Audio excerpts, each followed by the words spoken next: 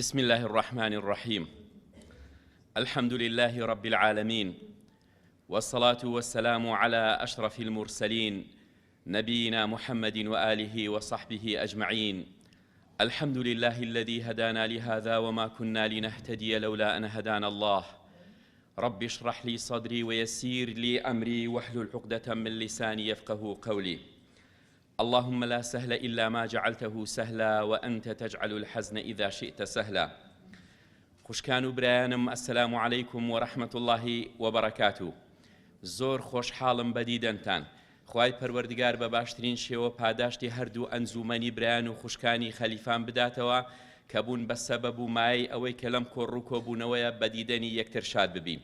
لەو دەرفەت و فەراغ و کاتەی کە بە بەندە دراوە بە وردی ئیشاڵڵا گوێ بۆ برای خۆتان بگرن لەو کاتە کورتەی کە لە بەردەستماندا هەیە بەو ناونیشانەی جەنابی مامۆستا باسی کرد کە بەڕاستی ئێمە ئاگاداری ئەوە بین داهاتوێکی یەکجار ترسناک لەسەر خێزانەکانمان هەیە. بۆیە ئێمە بەڕێزانم وەکو بڕوادار و مسلمان ئێمە زۆر دەوڵەمەندین بە قورئان و سوننەی پێغەمبەری خوا عەلەیهی سەڵات وسەلام. مەبەستم لێرەدا ئەوەیە کە حەیف و مخابنە ئینسانی بڕوادار ئەمڕۆ فێڵی لێ بکرێ وهروەها بەرنامەیەکی باتڵ زاڵ بکرێت بەسەر بەرنامەیەکی تۆکمەی جوانی لەباری خۆشەویستی و مەحەبەت و خێزانێکی باش و چاک کە ببینین ئەمڕۆ وای لێ هاتووە کە شتە خێزەوەنەکان خەریکە بەسەر کەلتور و واروەها بەسەر ئەو پێگە جوانە خێزانەی کە بنیادەکەی لە ڕێگەوە لە قورئان و سوننەدا هەڵهێنراوە و هەروەها لە یەک تێگەیشتنێکی یەکجار جوان هەیە لە نێو خێزانەکانی ئێمەدا. بۆیە خوشکان و برایانی بەڕێزم، ئێوە زۆر ئاگاداری ئەوە بن ئەم سیراع و ململایانە دەبینن کە ئەمڕۆ زۆر تۆختر بۆتەوە. واروە ئەم سیراع و ململانەیە لە بینی حەق و باتڵە، بەڕاستی لە بینی پاک و پیسە. واروەها دەبینین ئەو کەسانەی دەست بەدەست نوێژ و دەست پاک و داوێن پاک و چاکەکارن لە کۆمەڵگەی ئێمەدا، ئەمانە وا دەکەن خەڵکانێکیش کە پیسن ئەدێن سیراع و ململانەیە لەگەڵ پاک و حەقەدا ئەکەن، لەگەڵ ئەوەی کە بەرنامەیەکی باتڵیان هەیە، وەک چۆن ئەوەی کە پێغەمبەر لوط عەلا نەبینا عەلەیهی السەڵات وەسەلام لە سەردەمی خۆیدا لە کاتێکدا کە بەکارێکی یەکجار قێزەوەن هەڵەستان کە لیواتەیە کە پێیانی ئەگوت کە وەرن ئەمە کارێکی پاک و چاکە خۆی پەروەردگار لە ڕێی حەڵاڵەوە پێیداون، بەڵام ئەوان ئەیان گوت کاکە وەرن با ئێمە لوط دەربەدەر بکەین بۆ لەبەرەوەی ئەڵێ ئێوە پاک بن واز لە کەلتوری بابوو باپیرانتان بێنن. ئەها پاچیان قبول نییە. ئەمڕۆ کەسانێک هاتوون برەودان بە هەمان ئەو بەرنامەی کە لە زمانی پێغەمبەر لوتەوە هەیە ئەوێ ئەوە بێنێ.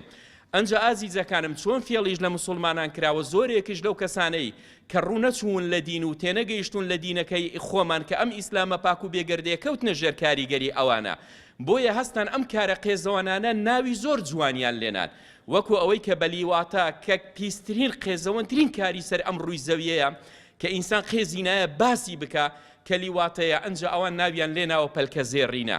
بەرنامەیەکی چەند جوان لە ناوەڕۆکدا چەندە پیسە، بەڵام لە کاتێکدا ئەو ناوانە لێ ئەندرێت بۆ فێڵکردن لە ئەو کەسانەدا.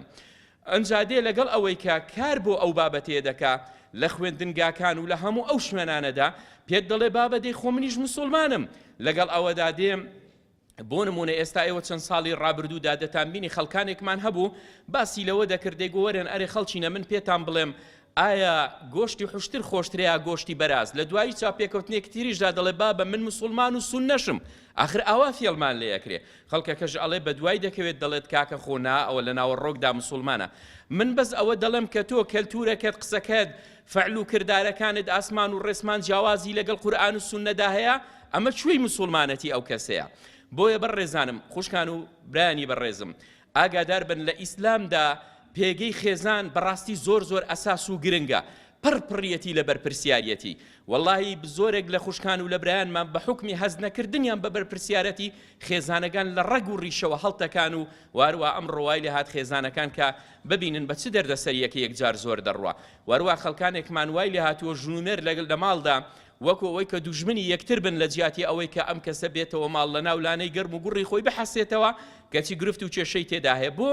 لەبەرەوەی ئەو کەسانە زاڵ بوون بەسەریاندا وەتوانیان بەرنامەی خۆیان وا لێ بکەن بەو شتە قێزەوەنانەی کە ئەمڕۆ هەیە. زۆرێک لەو ئافرەتانەی کە هاتن لە شاشەکانی تەلەڤیزۆنەوە بەناوی ئەوەی ئیسلام مافی ئافرەتی نەدابێ، ئیسلام مافی ئافرەتی پێشێل کردووە، جەنابی هاتووە بیەوێ مافی ئەو دابین بکە، لە دوای ئەوەی کە ئەم شتانە دەکا هەموو بەڕێزانم ئەو بەرنامانەی ئەوان هەموو ژیانی ئەوان بڕۆ بخوێنەوە سەیری بکە هەموو لەم ئافرەتانە 4 مێرد و 5 مێردیان کردووە مناڵک لەو 2 لەو 3 لەو تەلاق دراوە وازی لە ژیان یعنی کەوتۆتە ژیانێکی یەکجار خەتەرناک و ناخۆش ئەنجا کەسەکە پێی وایە کە ئەو ئافرەتە لەو پەڕی ڕەفاهیەت و خۆشی و ئازادیەکان لەوێن بەڵام نازانیت کە ئازیزەکانم دڵنیابن لەوەی ئاسوودەی ڕۆح ئاسوودەی خێزان ئاسوودەی لە هەموو بوارەکانی ژیان و هەنگاوەکانی ژیان باوەڕتان ببێت لەوەیە کە ئێمە شوێن هەنگاوی پێغەمبەری خوا بکەوین عەلەیهی سەڵات وەسەلام نەگەوەی بکەوینە کە ژێر کاریگەری ئەو کەسانەی کە ئەمڕۆ هاتوون ئەیانەوێت کە فێڵ لە خێزانەکانی ئێمە بکەن و هەروە بەڕێزانم خێزان لە ئیسلامدا دامەزراوەیەکی یەکجار گرنگە ئەم ئیسلامەی ئێمە جوانترین شت باوەڕتان ببێ ئەم حەضارەت و پێشکەوتنەی لە ئیسلامدا سەبەبەکەی خێزانە ئەگەر خێزان هەڵتەکە خێزان هەڵوەشە ئەوروپا ڕۆژئاوا ببینن کە بزانن چیان لێهاتەوە ئافرەتی ڕۆژئاوایی قسەکە لە جیرفانی خۆم دەرنایەنم خۆتان بڕۆن مێژووی ئەوان بخوێننەوە وەڵڵاهی ئازیزەکان کاتێک کە تەماشای دادگا و مەحکەمەکانیان و هەموو کەلتور و بابەتەکانی ئەوان دەکەی خێزانی ڕۆژئاوایی ئافرەتی ڕۆژئاوایی کچی ڕۆژئاوایی بە حەزرەتی ئەوەیە برایەکەی برایەتی لەگەڵکە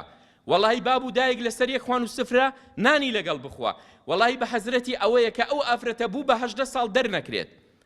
ئاگادار بن یانجا ئەوان هاتوون بە ناوی ئەوەی کە ئافرەت لە ئیسلامدا ئازادی پێنەدراوە ئافرەت لە ئیسلام داوای لێ هاتووە کە ئەوڕۆ بە ناوی ئازادی ئافرەتیان لە ماڵ هێنایە دەر دوای ئەوەی کە ببینن ڕوو لە چەندین کێشە و گرفت و ئەوانە کرد وارووا خەڵکێکیان تووشی ئەو بابەتە حرامانەی ئەمڕۆ کرد کە کوڕان و کچان هەتاکو بەیانی لە دیار تۆڕە کۆمەڵایەتیەکان بۆ یەکتر ئەسووتان هەتاکو بەیانی خۆشەویستیان بۆ یەکتر دار ئەبڕێ ئەمڕۆ مەحکەمەکان پڕیەتی لەو کەسانەی شەو تا بەیانی بۆ یەکتر ئەسووتان بۆ لەبەرەوەی ئازیزانم کەوتنە ژێر کاریگەری ئەوانە شتەکانیان بۆ جوانکردن ئەو شتانە قێزەوەنانەیان بۆ جوانکردن لە کاتێکیشدا ڕەگ و ڕیشەی جوانی کردار و ڕەفتاری جوانیان لە نێودا لابردن لەبەر ئەوەیە کە ئەمڕۆ خێزانەکان بە دەردەی ئەمڕۆیان لێ هات کە ئەوەی کە ئێستا ئێمە دەیبینین لەبەرەوە لە ئیسلامدا ئافرەتی دیندار ئافرەتی ڕێزدار ئافرەتی تەقوادار ئەمانە قەت ئافرەتی دیندار منەت بەسەر مێردەکەیەوە ناکە بۆ لەبەرەوەی ئەزانی وەڵڵاهی ماندووبوونەکەی بەرزە نرخێنی وەڵڵاهی پیاوەکە دەستخۆشی جوانی لەبیر ناچێت لە بۆ هاوسەرەکەی وەڵڵاهی ئەو پەڕی نازی پێئەدا بە ئافرەتەکە لەبەر ئەوە ببینن دایکمان خەدیجە لەو کاتێک کە شووی بە پێغەمبەری خوا کرد عەلەیهی سەڵات وەسەلام ئافرەتێکی توجار بوو ئافرەتێکی دەوڵەمەندی ئەو کاتە بوو لە کاتێکدا کە پێغەمبەری خوا زۆر هەژار بوو هیچی نەبوو ڕۆژێک لە ڕۆژانی ژنەتی بەسەر پێغەمبەری خواوە نەکرد عەلەیهی سەڵات وەسەلام لەبەرەوە ئازیزەکانم لە ئیسلامی ئێمەدا ئەوەندە پاک و بێگەرد و جوانە هەموو ئاسوودەیەکانی ژیان لەوێن وەڵڵاهی ئاگادار بن لە ناوەڕۆکەکەیدا دێمە سەری باز دەکەم بە بەڵگەوە پێتان دەڵێم کە ئەمان چیان لە هەک بەدایەوە چیان دەوێت بۆ خێزانەکانی ئێمە لەبەرەوە پێویست بەوە دەکا کە ئێمە لە ڕۆژگارێکی دژوار و سەخت داین پێویستمان بەوەیە دەست بە قورئانەوە بگرین بۆی لە لووتکەی بەرزی بمینەینەوە دەست بە قورئانەوە بگرین بۆی لە لووتکەی ڕەوشداری بمینەینەوە والله ئەگەر دەست بە قورئانەوە بگرین ئەو کاتە لەزەت و تام و چێژی برایەتی و محەبەت و خۆشەویستی و ئەرک و مافان بەسەر یەکەوە جێبەجێ دەبێ ئەگەر پشتمان لەو دینە پاک و بێگەردەیە کرد دڵنیابن لەوەی وەکو ئەوەی کە ئەمڕۆ خەڵکانێکی هیچ لە باران نەبوو ئەمڕۆ بوونە وەکو بڵێ دەمڕاستی ئەو میلەت و ئەو خەڵکە کە نازانی بەرەو چێ ئاراستەیان ئەکەن و خەڵکەکە بە شێوازێکی لێهاتووە زۆر ئاگادار بن لەو بابەتەی کە تێیدا باسی ئەکەم بەڕێزانم ئەنجا ئەوەیە ئێوە ئاگاداری ئەوە بن هەر کاتێک ئەگەر پیاوبۆنی متمانەی لێهات و ئافرەتیش بۆنی ڕێز و خۆشەویستی لێهات خێزانێکی تێکەڵچێشی تۆکمەی جوان و لەبار و باش و چاک دروست دەبێ بەڵام ئەگەر ئێمە وەکو باسمان کرد ئەگەر خەڵکانێک لە قورئان و سوننە لاماندا و قسەی قورئان و سوننەمان بەلاوە ناو و قسەی کەسانێکی هیچ لە بارانە بوومان وەرگرت دڵنیابن لەوەی کە ئێمە ئاگادار من ڕۆژگارەکە دژوار و سەختە ئەم ڕۆکچەکان دژی دایکیانن کوڕەکان دژی باوکیانن هیچیان بە قسەی هیچ ناکەن خێزانێکی لێک هەڵوەشاوی نالەبەر ئێوە ئاگادارن ئازیزەکانم لە وڵاتێکی وەکو بەریتانیا ئافرەتێک مردبوو دوای ئەوەی کە ئەم سندوقەی کارەبا و ئەو بابەتانەی پڕ بووە کە نهاتووە پارە بدا دوای ئەوەی کە شەرەوانی دەچێت کە سندوقەکە پڕ بووە بلەبەر چی نەهاتووە پارە بدا دەوێت بە دوادا چوون کە دوای ئەوەی دەچن دەرگاکە دەشتێنن هیماڵی ئەو ئافرەتە پیرەژ نەبێ بە تەمەنە کە دەچن لەناو پێخەف و زێگاکەی خۆیدا مردووە ئەو ئافرەتە دوای ئەوەی پێخەفەکە لا دەدەن تەنها ئێسقان مایتەوە لەناو ئەوە دوای پشکینینەکە بۆیان دەرکەوتووە 8 ساڵە مردووە توخوا ئەتەوە 8 ساڵ کوڕێکت کچێکت کەسێکت سەردانت نەکا تخوا دە پێم بڵێ ئەوە ژیانە ئەوان ئەیانەوێ ئەو ئازادیە بە ئێمە بدەن تخوا ئەوان ئەیانەوێ بەو شێوازە خێزانەکانی ئێمە ئاراستە بکەن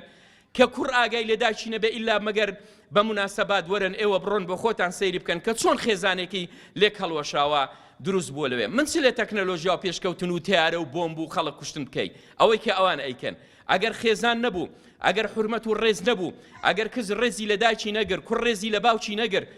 بەکەڵکی چی ئەم تەکنەلۆژیایی کە ئەوان تێیدا باسی یەکەن لەبەرەوە بەڕێزانم زۆر ئاگادار بن ئەوانەی کە ئەمڕۆ هاتووە بە ناوی جێندەرەوە لە دواناوەندەکانی خوێندن بۆ کوڕان و کچانی ئێمە باسی جێندەرەکە باشە ئەڵێ چی باشە براکەی دێ پۆزش دێنێتەوە ئەڵێ نا خوشکەکەی من هاوڕەگەز خواز نییە بەڵام وەکو بڵێ پشتگیریانەکە ئەوە چی خۆی فرۆشتووە تۆ ببینە ئەو فێڵکردنە یعنی بۆ خۆی قبوڵی نەبێ بەڵام بۆ کچەکەی من ئاسایی بێ بۆ کوڕەکەی تۆ ئاسایی بێ بەڵام ببینە وەکو بەرپرسەکانی ئێستای کە پارەی زەبەلاح سەرڤەکەن یعنی بۆ ئەوانەیە کە شیرازەی خێزان ئەخلاق و ڕەوش لە کۆمەڵگەی ئێمەدا هەڵبگرێ بەڵام ئامادە نییە هاوسەرەکەی خۆی لە ناو سیارەیەکی جام ڕژرابەوەی نییە کە دەموچای ببینێ چێتان بینیوتانە لە ئێستانەکە یەک لە سەرکردەکانی ئەمڕۆ یعنی ئەگەر دەموچاوی ئافرەتەکەی دیار بێت ئەبینن خۆ پیشانی نادا بەڵام ئامادەیە بۆ بێ ڕەوشکردنی کۆمەڵگە و کچان و کوڕانی ئێمە تێکەڵ ببێ ئەڵێ هەر ئەوەندەی لە شەقامەکە دوور بێ کەس نییە بۆی قسەی لەگەڵ بکە لەبەرچی لە بۆ ئەوان ئابەو شێوازە ئازادی نەبێ بۆ ئافرەتەکانی ئەوان و بەڵام بۆ ئێمە چونکە بەڕەڵایی و ئەو بابەتانەی لێ دروست دەبێ ئەوە دەکا ئاگادارن خەڵکانێکی دیکە هاتووە ئەڵێم دینی ئیسلام ئەم دینە ئیسلامە پاک و بێگەردە جوانە کە تۆ ئاوێتت کرد لەگەڵ ژیانت تەڕ و تازەی جوان دروستەکە لە هەموو بارەکانی ژیاندا بەڵام ئەو دێ دەڵێ ئیسلام تەواو نییە بۆیە دینێکی تری هیناوە دوای ئەوەی چەندین ساڵ ئالیکێکی یەکجار زۆریان پێدان وەروە هاتن گوتیان بابە 15,000 مسلمان هاتۆتە ناو دینەکەی ئێمە دوای ئەوەش ئەم ڕۆژانە بە گریانەوە ئەیوان وێت والله دوژمن بەڕاستی سکی پێمانە سووتێت بۆ لەبەرەوەی پارەی مۆلیدە و چامان نییە خەریکە جێی دێڵین و ئەچینە ماڵەوە دین بەوە تێگەیشتووە بە توجارەت و دوکان ئەگەر پارەیان پێ نەدا بچێتە ماڵ و وازی لێبێنێ بۆیە ئازیزەکانم من دڵنیاتانەکەمەوە ئەم ئیسلامە پاک و بێگەردە بە هیچ بربەستێک ناوەستێت واللهی ئەوەی کە لەیدا ئەبڕێ بۆ خۆی زەرەرمەندە ئەم ئیسلامە ئەگات بە هەموو لووتکەیەک واللهی ئەم ئیسلامە ئەگات بە هەموو کون و قوژبنێکی ئەم دنیایە ئەنجا ئەو کەسە بۆ خۆی بەڕاستی زیانمەندە ئەگەر لەیدا ببڕێ و قازانجمەندە ئەو کەسەی کە لەگەڵیەتی واللهی دڵنیا بن ئازیزەکانم ئەو خۆشی و لەزەتەی کە ئەمڕۆ هەیە لەسەر ئەم زەویە لەلای ئەو کەسانە ماوە کە دەست بەدەست نوێژن کە داوێن پاکن دەست پاکن دیندارن شوێن هەنگاوی محەممەد المستەفا کەوتون عەلەیهی السەڵات وەسەلام واللهی ئاگادار بن ئازیزەکانم با من شتێکتان پێ بڵێم یعنی زۆر جاری وهەیە بۆ خوشکانمان با هەندێک شتی دیکەی لەگەڵ بێنینەوە بە حکمی نەزانینی ئەتەکێت و هونەری لێزانینی جوانی نێوخێزان گرفت و کێشەکان یەکجار قوڵ دەبێتەوە وای لێ دێت کە کێشەکان یەکجار قوڵ ببێتەوە بە حکمی ئەوەی کە لە بابەتەکە نازانێت بۆیە من دەڵێم ئێمەی بڕوادار ئێمەی مسلمان زۆر دەوڵەمەندین بە قورئان و سونەی پێغەمبەری خوا عەلەیهی سەلام والله علاجی هەموو دەرد و گرفت و برینداربوونێکمان لەناو ئەم سەیدەلیە هەیە کە قورئان و سونەی پێغەمبەری خوایە عەلەیهی سەڵات وەسەلام ئاگادار بن ڕۆژێک ئەوە بۆ خوشکانمان زیاتر مەبەستمان لە لێزانینە خوای پەروەردگار ئافرەتی بەناسکی دروست کردووە خوای پەروەردگار ئەهەمیەتێکی جوانی بە ئافرەت لە ڕووی جوانی لە هەموو بوارەکان لە ناسکی لە نەرمونیانیدا پێداوە ئەگەر ئافرەت لە قالبی ناسکی خۆی هاتە دەرەوە ئەچێتە قالبی پیا و جوانی پێوە نامێنێ بۆیە ئەتەکێت و لێزانین لە ژیانی خێزانیماندا بۆی خەڵکانێک زاڵ نەبێت بەسەر ژیانی خێزانی ئێمەدا ببێ بە پێشەنگ و ببێ بە قودوەکە لە کاتێکدا خۆی دۆڕاوە وەگەوەی بۆتانم باس کرد ئەو ئافرەتە مۆدێلانەی 5-6 مێردیان کردووە لە هەر یەکە منداڵێک و 2 منداڵ و وەکو ئاژەڵ ئەوەی کە ئەبینین ئاوا ژیانە بەنەسەر بۆی ئەوانە زاڵ نەبن بەسەرماندا ڕۆژێک یەکێک لە ئافرەتەکانی زۆر بەتوانە پەیوەندی کرد کە ئەم خوشکەمان دکتۆرەیە وە لە پاشان پیاوەکەشی بە هەمان مهنەی هەیە کە دکتۆرە ئەم ئافرەتە پرسیارێکی کرد گوتی مامۆستا کێشەیەکم هەیە لەگەڵ دکتۆری هاوسەرم باشە فەرموو چیتە وتی مامۆستا ئەم هاوسەرم دکتۆر جگەرە ئەخوا باشە جگەرە کێشێ بۆنیشی ئەوەندە پیس و ناخۆشە من پێی ئەڵێم بابە وازی لێبێنە وازی لێبێنە وازی لێ نایەنێ ڕۆژێک بە کەسێکم گوتووە کە ئەم کەسە بۆ نمونە بە ئافرەتێکی فێمەنستی گوتووە کە لە بواری خێزاندا کار دەکا، گوتوویەتی بابە جاخۆشیان ئەوە ناهێنێ، ئەو نایەکێکی تر یەکسەر وازی لێ بێنە و تەلاق وەرگرە، ئەوێ بیخاتە داوەوە لە کاتێکدا ئەو دوو مناڵی هەیە، ئەوێ ئەم ئافرەتە لە بازنەی خێزانێکی تۆکمەی جوان بێنێتە دەر، ئەم ئافرەتە سەرگەردان بکە و لە پاشان ئێمە بۆ خۆمان بینی چەندین ئافرەتمان سەرگەردان بوو لەناو ئەم ڕێکخراوانەی کە هەبوو. دوای ئەوەی گوتی لە کەسێکی تریشم پرسی، وتی وەڵی من پێم باشە تۆ جێگاکەت لە دکتۆر جیا بکەیتەوە، بڵێ هەتا ئەو کاتەی واز لە جگەرە نێنی ئەوە جێگەی من و ئەوەژی تۆ. وتی باشە، منش بە قسەم کرد، ئەوە لە بۆ من باسیەکە دکتۆرە. باشە. گوتی دوای ئەوەی کە دکتۆر هاتەوە ئەوە دیتی جێگاکانم جیا کردوتەوە شوێنی پێخەفی خەوتنمان، دەڵێم ئەوە چیە و دکتۆر گوتی؟ گوتم وەڵی دکتۆر ئەوەیە، ئەوە شوێنی من و ئەوەژی تۆ، وەڵی واز لە جگەرەکە دێنی وازی لێ بێنە، ئەگەر نادەبی ئەتۆ لەوێ بخەوەی ئەمش لێرە. گوتی باشە دەوەڵی مادام وات کرد ئامادەم ئەتۆ تەلاق بدەم بەڵام جگەرەکە واز لێ نێنم. ئێستا 3 مانگە ئێمە قسە لەگەڵ یەک ناکەین، لێک خان و شاژین، وەڵی سەرگەردان بووین، وەڵی منداڵەکانمان سەرگەردان بووین، ئایا چی بکەین؟ گوتم تۆ هەز ناکەی هەڵە بوویت؟ مامۆستا من هەڵە بووم، حرامێک ئەچێشت بۆنێکی ناخۆشی هەیە کە من پێم گوتووە بۆچی؟ گوتم تۆ ڕاستە، بەڵام حەق بە ڕەقی ناچەسپێ، تۆ ئەبێ لێزانین و ئەتەکێت و لە کاتی خۆی داشتەکە بڵێ. دکتۆر لە دەوام هاتۆتەوە، یەکجار ماندووە 50 خۆشی بەڕێ کردووە، هەر یەکەی تەبیعاتێکی هەبووە، یعنی ئەوە ناکرێ. ئێگوتی چی بکەم؟ گوتم ئاخر بە قسەمەکەی. گوتی ئەرێ وەڵا. گوتم ئەگەر دکتۆر هاتەوە چ چێشتێکی پێخۆشە؟ گوتی مەسەلەن فلان چێشتەی پێخۆشە. گوتم ئەوەی لە بۆ ئامادە بکە، ماڵەکەت پاک و خاوێن بکە، بیر ڕازێنەوە بۆن خۆشی بکە کە لە دەرگاشیدا بۆ خۆت بڕۆ دەرگای لێ بکەوە، بە منداڵەکان بڵێ کە هات دەرگای لێ بکە و باوەشی پێدا بکە، پێی بڵێ دکتۆرە تۆ زۆر لەوە گەورەتری، زۆر لەوە گەورەتری، ئەگەر ئەمنیش حەق بم ئەمن داوای لێبوردنەکەم. گوتم ئەوەی پێ بڵێ باسی جگەرەکەش مەکە، پاش 15-20 ڕۆژ دیکە من پێتەڵێم کە چی بکەی. گوتی مامۆستا ئاخرەوە چۆن دەکرێت من داوای لێبوردن بکەم لەبەرەوەی ئەو ناحەقە؟ گوتم ئاخر ئەگەر ئەتۆ نەحەق بووای ئەوە هەر ئەسڵەن هەر هیچ عونەریەکی تێدا نەبوو دەبات تۆ داوای لێبوردن بکەی. گوتی باشەوە دەکەم. دوای ئەوەی لە بۆ شەوەکەی تەلەفۆنی کردەوە، گوتی مامۆستا شتێکی زۆر عەجیب ڕوویدا. چی بووە؟ گوتی وەڵی کە دکتۆر هاتەوە بە قسەیتم کرد، باوەشم پێدا کرد کورە دکتۆرە تۆ زۆر گەورەتری لەوەی ئەمن داوای لێبوردنەکەم. بابە وەڵی ئەمن هەڵە بووم. گوتی دکتۆر گوتی دەی ئافرەت هێدە ئاوا بڵێ، ڕاست دەستی لەبەرچی ڕاکرد و پاکەتەکەی هێنا دەرە لە پێشەم لە من پێیدانە دە ئاوا بڵێ وعد بیجارێکی دیکە من ئامادەنی مزگەرە بخۆم. ئازیزەکانم ببینن ئاتەکێت و لێزانین و قسەیەکی زۆر کورت چەندە کاریگەری هەیە. دەزانن ئێوە لە کاتی گونجاودا ئێوە بۆ ئەوەی خێزانەکان تێک نەچێ و خەڵکانێک نێنزاڵ ببن بەسەر خێزانماندا لە کاتی گونجاودا ئێوە داواکاریەکانی خۆتان بکەن. ئەزانن لێزانین و نەرمونیانی و ئەتەکێت و قسەی تەڕ و تازە و جوان لەگەڵ یەکتردا چەندە ئەفسوناوی و کاریگەری جوان دروستەکات لە ناو خێزاندا.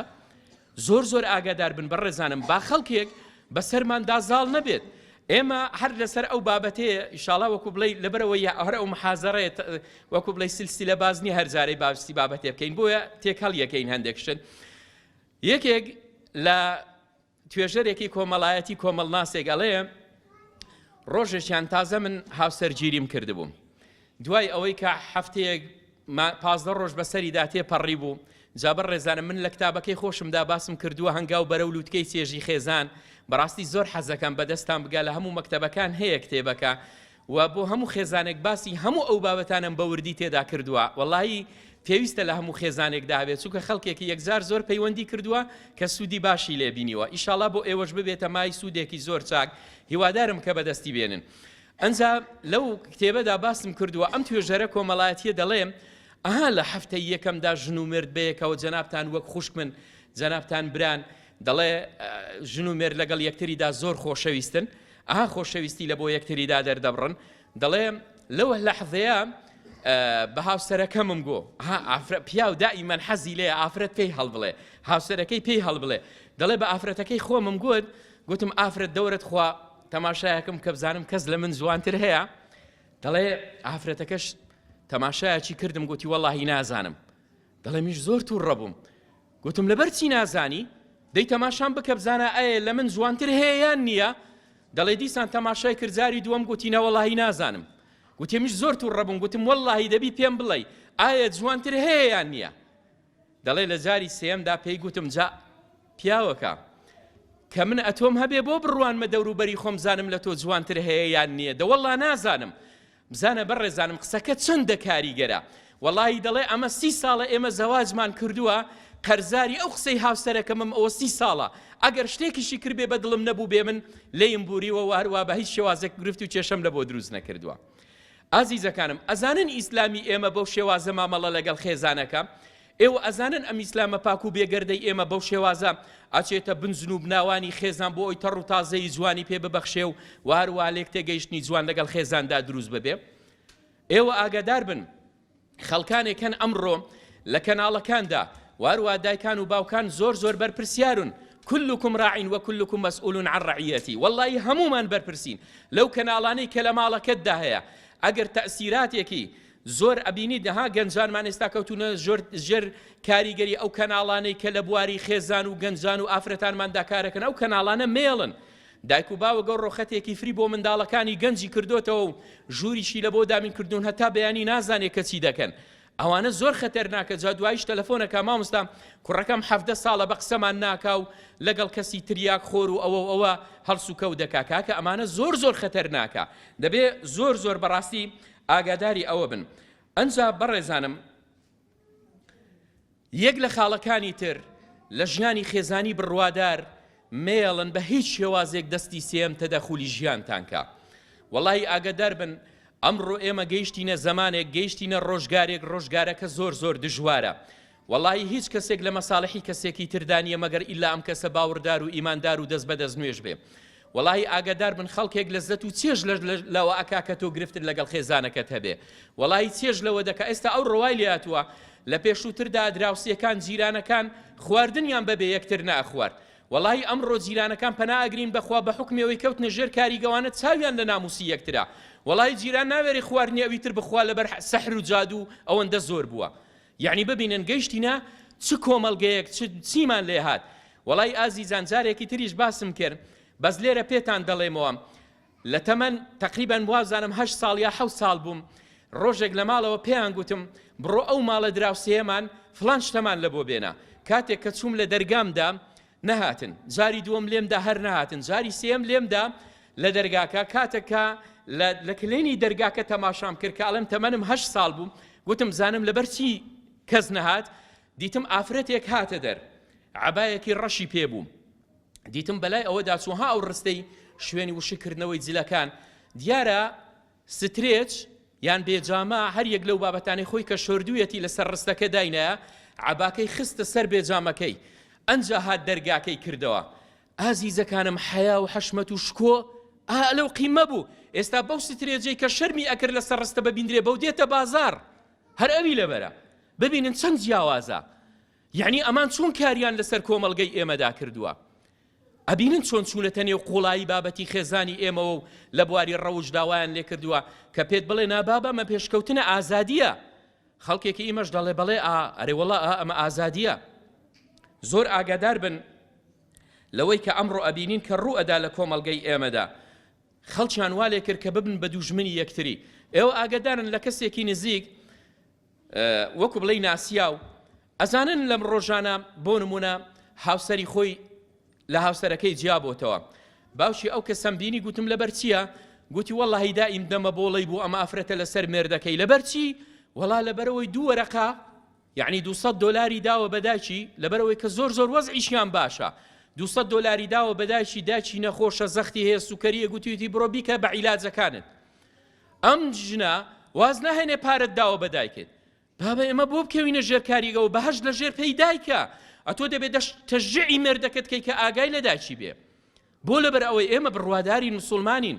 نابێ بکەوینە ژێر کاریگەری ئەو خەڵکە و ئەو کەسە دوای ئەوەی کە لێیان دەبێتە مشکلەیەکی یەکجار زۆر لێک جیا ئەبنەوە و پارەکەش بۆ پیاوەکە بەجێما و ژنەکەش بە تەنهامایە کەی ئەمە عەقڵە کەی ئەمە تێگەیشتنە یعنی زۆر خەتەرناکە ئەوەی کە ئەمڕۆ خەڵکانێک لەسەر چی ئەمە خەڵکێک پێی دەڵێ بابە قبول مەکەم پیاو سالاریە ئەو پیاوە توژە ئافرەتی چییە هەتاوای لێ کرد کە ئەمڕۆکەم ژن بەڕووی مێردیدا هەڵبستێتەوە قسەی نەشیا و ناشیرینی پێ بڵێت و بە هەمان شێوە پیاو ڕێز لە هاوسەرەکەی نەگرێت و بەو شێوازەی ئێستایان لێکرد کە ئێمە دەبینین. بۆیە بەڕێزەکانم بە هیچ شێوازێک ڕق لە یەکتری دامەگرن. ئێمە بڕوادار و مسلمانین لە ژیانێکی کورتی ئەم دنیاین. باوەڕتان ببێ ژیانەکە زۆر زۆر کورتە. قل متاع الدنيا قليل. ئەم ژیانە زۆر کورتە.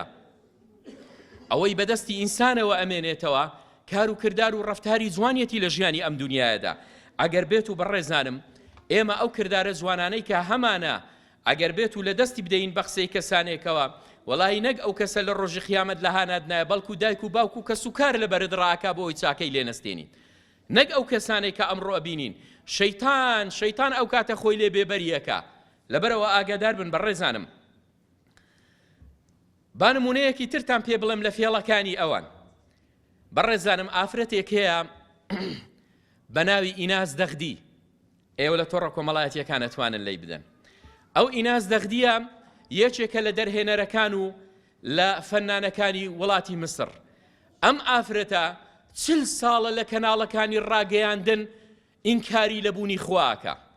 40 ساڵە بە ئافرەتەکان دەڵێ ئافرەتەکان ئافرەتێکی فێمەنستە. ئەڵێ ئافرەتەکان ئێوە ئاگادار بن خوانیە. جوانیتان بەو لە چەکەمە شارنەوە. حەزتان بۆچی چوو بە قسەی با و برا و کەس و کارتان مەکەن و بیکەن ئەنجامی بدەن. من پێتان دەڵێم قیامەت نییە و خوانیە. پەناگرین بەخوا. ئەو ئافرەتە 40 ساڵە ئەو بانگەشەیەکە. جا ئازیزانم بەرنامەیەک هەیە کامیرەی شاراوەیە ئەها پێی ڕامز تحت الأرض پێشکەشیەکە لەوانێ زۆرێکتان بتان بینێ بێ هونەرمەندەکانە ترسێنێت. ئەزانن ئەو ڕامزە چۆتە ناو پێستی دەعبایەک قەلبی وەکو تیمساحە و زمانی وەکو مار دەردێنی داوە. ئەوە ئینسانە چۆتە ناوە کامیرەی شاراوەیە. ئەو ئیناس دەغدیان هێناوە لە شوێنێکدا قەتیسیان کردووە دەڵێن ئەوە شوێنەواری و کەلتوری میسرە و ئاوایە و ئاوا. یەکسەر ئەو دەعبایە لێیان پەیدا بێ. ئەو دوو نەفەرە هەڵدێن ڕائەکەن. کاتێک کە هەڵدێنە ئیناس دەغدی بەتەنێ ئەمێنێتەوە ئەوان ئەزانن کامیرەی شاراوەیە بەزەی ترسێنن. مەترێکی ماوە پێی بگا بەڕێزان 1 مەتر ماوە بیگاتە ئەو ئیناس دەغدیە. ئەزانن ئەو ئافرەتەی 40 ساڵە دەڵێت خوانیە چی دەڵێ وا دەزانێت دەمرێ 1 مەتری ماوە پێی بگا کە لە کاتێکیشدا کامیرەی شاراوەیە. وەڵاهی ئازیزان لە گۆگڵ لەی بدەن پێتان دەدا پڕ بە قورجی هاواردەکە دەڵێ لا إله إلا أنت سبحانك إني كنت من الظالمين. ئیناس دەغدی ئەزانن ئەو مانای چییە؟ دەڵێ پاک و بێگەردی بۆ ئەو پەروەردگارەی کە هیچ شەریک و هەواڵێکی نییە. خوایە جان ئەگەر تۆ بەهانامەوە نەی من زوڵمم لە نەفسی خۆم کردووە. 40 ساڵە ئەڵێ خوانیە.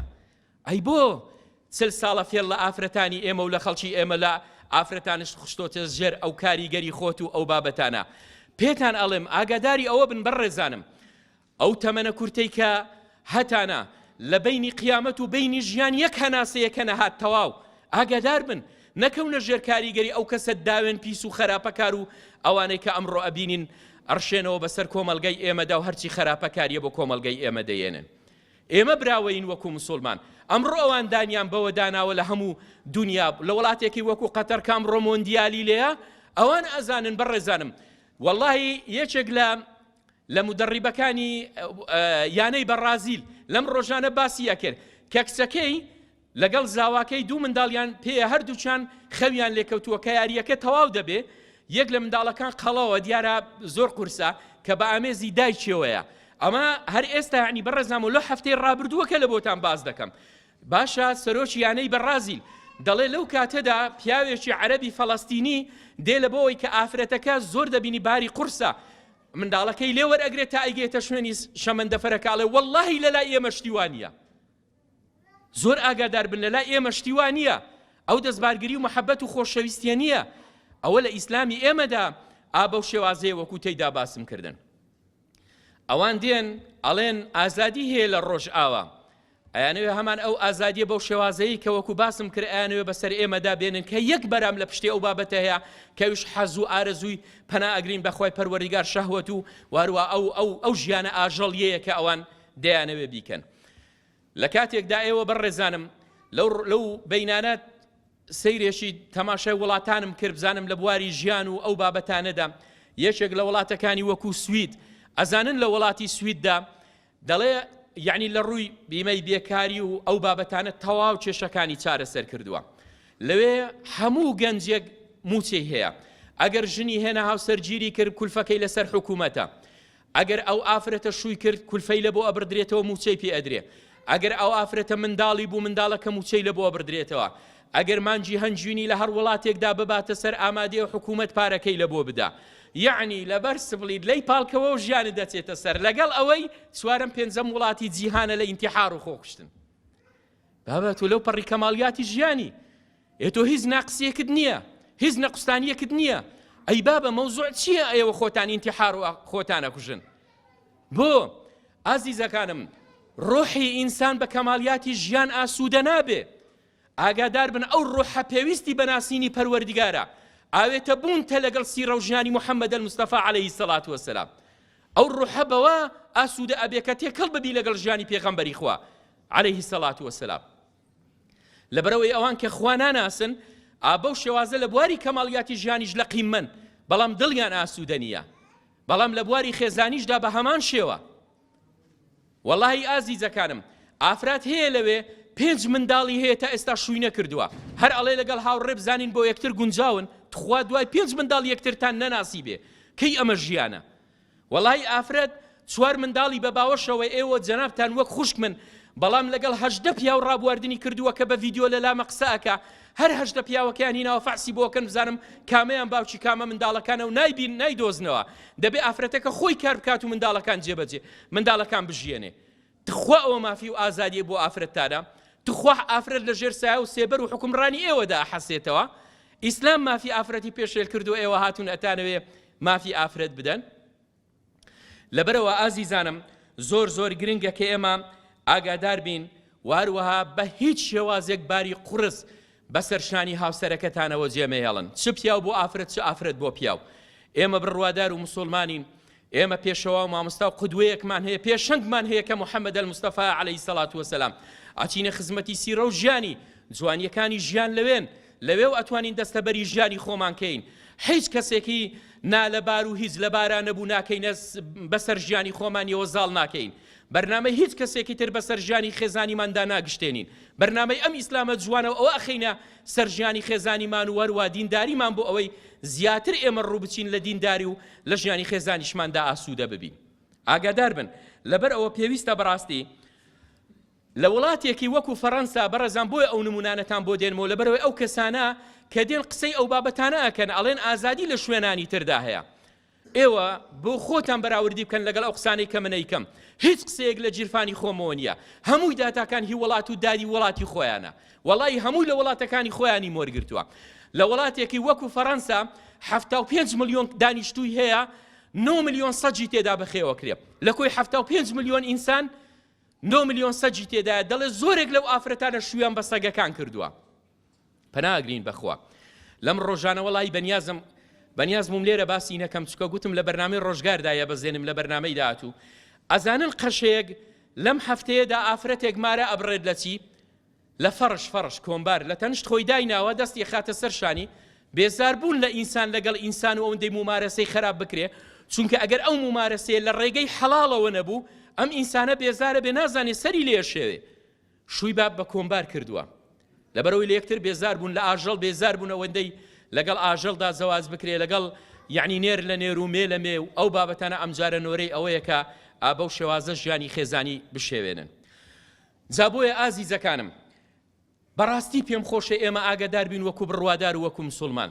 ئاگاداری ئەوە بن لە کۆمەڵگەی ئێمەدا خەڵکانێک کار لەسەر ئەو بابەتانەکە و ئێوە ئەزانن ئێمە بە حکمی ئەوەی کە من هەر بۆ خۆم بەرپرسی ڕێکخراوی بنیاتنان و هاوکاری خێزانیم ڕۆژانە بەدەیان ئافرەت پەیوەندیەکە کە تووشی جێژا و داوی خۆی بۆ داوی ئەو کەسانەی وەکو گورگ لە بۆ سەدان بۆی. ئەزانن ئێوە کە ڕسمی ڕووتی ئافرەتان بووە بە باو بۆ گەنجەکان ئەینێری و دواتریش تەلەفۆنەکە مامۆستا قوڕی کوێ بکەم بەسەری خۆمدا، ئەڵێ شوو بکەی وەڵڵاهی ئامادەم وێنەکەت بڵاو بکەمەوە، یان ئەچێ لەگەڵیدا ڕابواردووە پەناگرین بەخوا ببێتە پەرژینێکی قەیم لە دەوری ئێوەدا، دەڵێت جا دواتریش دەڵێت وەڵانە ئامادەم زەواجت لەگەڵ بکەم، وەک ئەوەی لە هەفتەی ڕابردووم یەکێک لەو خوشکانە پەیوەندیە کرد، ئەیوت مامۆستا پیاوەکەم زۆر دیندار بوو، زۆر تەقوادار بوو، لە ڕۆژانە کە ئەچوو کار و کاسبی بۆ ئێمە کرد 4-5 مناڵمان هەبوو، بە پڕ دەستی عەلاگە بوو بۆ منداڵەکانی دەهێنایەوە، سەلامێکی گەرم و گوڕی ئەکرد، پێی ئەوتم هاوسەرەکەم دڵەکەم خۆشەویستەکەم بەو شێوە بانجیە کردم. بەڵام ڕۆژێک لە ڕۆژان لە تۆڕە کۆمەڵایەتیەکان پیاوێکی دووسێ ماڵ لەسەر خۆمان لە سەروی ماڵی خۆمان پیاوەکە کەمێک باڵا بەرزتر بوو جوانتر بوو لە هاوسەرەکەی خۆم عیلاقاتی ناشەرعیم لەگەڵ بەستە دەڵێ پێی گوتم تۆ تەلاق لە پیاوەکە دووەرگرە من ئامادەم زەواجت لەگەڵ بکەم دەڵێ دوای ئەوەی کە من تەلاقم لە هاوسەرەکەی خۆمم وەرگرت و لە پاشاندا ئێستا ئەو دەڵێ بە هیچ شێوازێک من ئامادە نیم زەواجت لەگەڵ بکەم تۆ واز لە پیاوێکی دەست پاکی داوێن پاکی دیندار بێنی خیانەتی لێ بکەی بەخۆی بەیانی خیانەتیش لە منەکەی ببینین تووشی سەرگەردانیەک بووە بڕوادار نابێ ئەوەندە ساویل کە بێ بە تایبەتی ئافرەتانمان لەو پەڕی قیممەی لووتکەی بەرزی ڕەوشدا دەبێ ببن واللهی ڕەوشت لە هەر مرۆڤێکە لی بکەوە هیچ بەهایەکی بۆ نایەڵێتەوە هیچ قورسیەکی بۆ نایەڵێتەوە بۆ ئەوەی ئێوە ئاگادار بن بە قسەی ئەو کەسانە نەکەن لە لووتکەی ڕەوشدا بمێنێنەوە بۆ ئەوەی نەتان خەنە دۆڵی بێ ڕەوشتی ئەوەی کە ئەمڕۆ پەناگرین بەخوا زۆرێک لە گەنجەکانی ئێمە وای تێکەوتون حیف و مخابنە بۆ شەهوەت و ئارەزوو بازیەک ئینسان قیەم و ئەخلاق و بەها و ئیسلامەتی جوانی خۆی لەدەست بدا زۆر ئاگادار بن حیف و مخابنە ئەو بەهەشتە پڕ لە ڕازاوە جوانەی کە شادومان نییە بە محەممەد المستەفا عليه الصلاة والسلام باوەشدانە لە محەممەد المستەفا عليه الصلاة والسلام بە ژیانێکی خۆشی پێدوا بێ خۆشیە 5 دقەیەک بیگۆڕیتەوە بۆیە زۆر ئاگادار بن ئازیزەکانم واللهی ئێوە ئاگادار بن بۆی سەرتان نێشێنم لە کۆتایی دڵتان خۆش بێت بە ئیسلامەکەتان لە وڵاتێکی وەکو رووسیا ئەو ڕۆپۆتین لە هەفتەی یعنی ئەم دوو سێ ڕۆژە ئیمزای لەسەر ئەوە کرد هەر کەسێک بانگەشە بۆ هاوڕەگەزخوازی بکەواتە لیواتە نێربازی واللهی بە هەر جۆرێک بیکات ئەم کەسە 6600 ئەو دۆلار ئەو کەسە غەرامە ئەکرێ لەگەڵ ئەوەی سجن ئەکرێ بۆ ئێوە پێتان وایە ئەوە شتێکی کەمە بۆ رووسیا منبعی داچی مارکسیەت لە دایک بوونی مارکس و لینینە ئەو ڕۆهاتیوە ئەم کارە قەدەغەکە بۆ دڵتان خۆش نییە بە ئیسلامەکەتان ئەوە ئیسلامی ئێمەیە يريدون ليطفئوا نور الله بأفواههم والله متم نوره ولو كره الكافرون نور الروشناي أم پروردگارا أجا بهم كونوا خوشبنيكي أم دنيايا أنجا أجر دوجمنا كان كافر كان بيان خوش بيا بيان ناخوش بيا بلام جرينج أويا لم قران كاريا نزيكي كي استار رؤدا أم سدي همو زانان تيدا بازا كان سدي قران كاريا 100 سالة إسلام لساحة كنماوا 100 سالة بحكمي نماني أم حكم رانيا إسلاما جگە لە کوشتن و داوێن پیسی و بڕین و داگیرکردن شتێکی ترمان نەبینی دەیکەواتە گۆڕانکاریەکی نزیک بەڕێوەیە ئێمە وەکو بڕوادار چیمان کردووە بۆ ئەوەی جێپەنجەمان دیار بێت لە بۆ ئەو گۆڕانکاریەکە ڕووەدا ئەی ئێمە شوێن هەنگاوی پێغەمبەری خوا نەکەوتوین عەلەیهی سەڵات وەسەلام ئەی سیرە و ژیانی پێغەمبەری خوا بخوێنیتەوە هەموو جوهد و ماندووبوون نییە ئازیزەکانم جوڵان جوهدکردن هەنگاو هەڵگرتن ئەمە بەڕاستی ئەمە بانگەشەی کەسی بڕوادارە بە پیا و بە ئافرەت ئینسانی بڕوادار تەمبەڵ نییە ئینسانی بڕوادار بەڕاستی دەبێ ئەمڕۆی باشتر بوو بێ لە دوێنێ دەبێت سبەی باشتر بێ لە ئەمڕۆ وەک پێغەمبەری خوا فەرمی عەلەیهی سەلام ئەگەر وانە بێ کەسێکی دۆڕاوە جا وەکو باسم کرد بۆ ئەوەی ئێمە زاڵ ببین بەسەر بەرنامەکەی ئەواندا ماندوو مەبن کاتی خەوتن نییە کاتی تەمبەڵی نییە کاتی هەستانە سەر پێ و جوهدکردنە بۆ ئەم دینە پاک و بێگەردە ئیسلامە لەبەرەوەی جوانیەکانی ژیان لە سۆنگەی ئەو ئیسلامەوەیە ئازیزەکانم سەیری مەریەمە کاتێک کە پێغەمبەر عیسا لەدایکە بێ عەلا نەبینا و عەلەیهیم سەڵات وەسەلام ئەزانن کاتێک کە لە بندار خوورماکە لی پاڵکەوتووە خۆتان ئەزانن زۆرێک لەو خوشکانەی کە ئەلێرن ئەگەر ئافرەت حەملی بوو جەنابتان وەک خوشک من لە لەحزەی دانانی حەملەکەی زۆر بێهێزە جاری وەیە ناتوانێت بەخۆی بەرداغێک ئاو هەڵبگرێ زۆر بێتاقەت و بێتوانەیە زۆر برسیەتی بەڵام خوای پەروەردگار چی پێی ئەفەرموێ لە بندار خوورماکە پێی ئەفەرمێ وەهوزی ئیلەیکی بجذع النەخلەتی تساقط عەلەیکی ڕوتەبەن جەنیە پێی ئەفەرموێ ئەم دار خوورمایە بەهەژێنە بۆ ئەوەی فەریکە خوورمای تەڕ و تازەت بەسەردا ببارێ من بە ئێوە ئەڵێم تخوا دار خوورما زۆر بەهێزە ئێمە ناتوانین بیزوەڵێنین چ جای مەریەمەیە کە حەملدا ئەنێ بێهێزە بێتوانە و بێتاقەتە دەستێک ئەگرێت لە دار خوورماکەی هەژێنێ فەریکە خوورمایەکەی بەسەردا ئەبارێ مەبەستم لەوەیە ئایا ئەوە بە قووەتی مەریەمە بوو ئەو خوورمایە داباری ئایا خوانەی ئەتوانی بەبێ جوڵانی دارەکە خوورمایەکە ببارێنێتە ناو کۆشی مەریەمە بەڵام سونەتی خوا وایە نابێ مەریەمە تەمبەڵ لی پاڵکەوێ ئەبێ بجوڵێ ئەبێ حرەکە بکە بۆی ئامانج بەدەست بێنێ بۆی بتوانێ بەرنامەکەی بپێشێ ئەها پێغەمبەر موسا عەلا نەبینا عەلەیهیم سەڵات وەسەلام کاتێک کە لە دەستی فیرعەون ڕاکە کاتێک کە ئەگاتە بەحرەکە ئەگەر لە بەحرەکە بداخنچێ ئەگەر بکەوێتە دەستی فیرعون ئەو شەهید دەکرێت دەی چی بکە خۆی پەروەردگار بەهانایەوە دێ پێی ئەفەرمێ وەضرب بحەساکە البەحر بەو دارەی بەدەستەوەی بیدە لە بەحرەکە دوای ئەوەی مەبەستمان لێرەیە پێغەمبەر موسا پەڕێتەوە و فیرعون و دار و دەستەکەشی نخڕۆ ئەبێ من ئەڵێم ئێمە هەمومان دارێکی گەورەتر لە دارەکەی پێغەمبەر موسا قووەتێکی زیاتر لە قووەتی موسا بە هەمومان لە بەحرەکە ئەدەین شەق ئەبێ نا ئەی بۆ بەحرەکە شەق بخوا شەقی کرد دەسەڵاتی خوا بوو ئەی بۆ بەبێ لێدانی دارەکە شەقی نەکرد ئەبێ موسا بزوڵێ ئەبێ حرەکە بکە نابێت تەمبەڵی پاڵکەوێت و بڵێ خوایە من لەگەڵ تۆم و دۆی سرم خە کەواتە بڕێزانم سونەتی ئەو پەروەردگارە لەوەیە کە ئێمە ئاگاداری ئەوە بین ئەو ئیسلامە پاک و بێگەردەی ئێمە زۆر جوانە نەکەونە ژێر کاریگەری هیچ بەرنامەیەکی دیکە کە ئەوەی ئەمڕۆ خەڵکێک ئێوە بیگشتێنێت بەسەر خێزانی ئێمەدا ئاگادار بن ئەوان هاتون بەرنامە بۆ ئێمەدا ئەنێن لە ئیسلامی ئێمەدا خواردنەوەی ئەم بەرداخ ئاوەیە چوار بەرنامەی لە بۆ داناوە ئەفەرمێ بە دەستی ڕاست بە بسم الله بە سێ جار بە دانیشتن بیخۆ سوار یاسال و بەرداخ خواردنەوە ئاوێک ئەی بەڕێزانم سیستەمی بەڕێوە بردننی خێزان دەبێت چه بەرنامەیەشی هەبێ کە ئەم سیستەمە چەند گەورەیە لە ئیسلامدا چەند گەورەیە زۆر گرنگە دەبێت ئێمە زۆر ئاگاداری ئەوە بین کە بەڕاستی خەڵکانێک فێڵمان لێ نەکات واروەها بۆ ئەوەی کە لە چیای سەرفرازیدا بمێنینەوە ئازیزەکانم هەموو کێشەکانمان چارەسەری زۆر زۆر زۆر زۆر باشی هەیە وەک باسمان کرد ئێمە با هەمومان لە لای خۆمان ببین بە داعی و بانخواست چونکە ئەم قورئانە وەکو کەتەلۆک و حیاتاتوە بەرچاو ڕۆشنی بە خەڵک بدەم پێغەمبەران هاتون بۆ ئەوەی بەرچاو ڕۆشنی بە خەڵک بدەن بەڕێبازی قورئان لە دوای پێغەمبەری خوا عەلەیهی سەڵات وسەلام خەلیفە و تابعین و تا ئەگاتە ئێمە هەمومان ئەرکی سەرشانمان بانگەوازە باشترین شت ئەوەیە کە ئێمە بانگەواز بۆ ڕێگەی خوای پەروەردگار بکەین و خەڵکی تێدا ئاگادار بکەینەوە لەبەرەوە ئاگادار بن زۆر جاری وا هەیە چایەک شیرینە لە بەردەمت دادەندرێ شەکری تێدا لە بیرت کردووە تێکی بدەیت کە چاکە دەخۆی تاڵە ئەوە مانای ئەوە نییە ئەو چایە شەکری تێدا نییە بەڵکو کەمێک زوڵانی ئەوێ و شیرن دەبێت ژیانی ژوایە ژیانی خێزانی ژوایە کەمێک بی لە قێنی و بەرنامەی لە بۆ ببینیتەوە تاکو شیرن ببێ هەتاکو بتوانی جوان ببێ پێویستمان بە هیچ کەسێکی تر نییە هەر وەکو کە باسمان کرد هەر لە لای خۆمانەوە ئێمە هەمومان ببین بە پێشەنگ و مامۆستا لەبەرەوە ئاگادار بن ڕۆژ ئاوا کار لەسەر سێ شت دەکا بەڕێزانم یەکەمیان لەسەر تێکدانی خێزان لەبەرەوەی قیمەی ئارامی و ئاسوودەیی لە هەر ڕۆژگارێک لە هەر وڵاتێکدا پەیوەستە بە خێزان ئەگەر خێزان شیرازەکەی تێکچوو ئاسوودەیی حەسانەوە لە ناو ئەو کۆمەلگایەدا نابینی و خاڵێکی تریان ئافرەتە ئافرەت مامۆستایە لە ماڵەوە پیا و بەڕاستی میێوانە بەڕاستی ئافرەت مامۆستایە کەواتە دەیەوێت کاری لەسەر کاوەگەوەی کە بینیمان کاریشیان لەسەر ئافرەت کردو واروها لەسەر پەروەردە و فێرکردنیش کارەکەن بۆ ئەوەی کە خوێندن زانست یعنی ئەوانە وا لێ بکە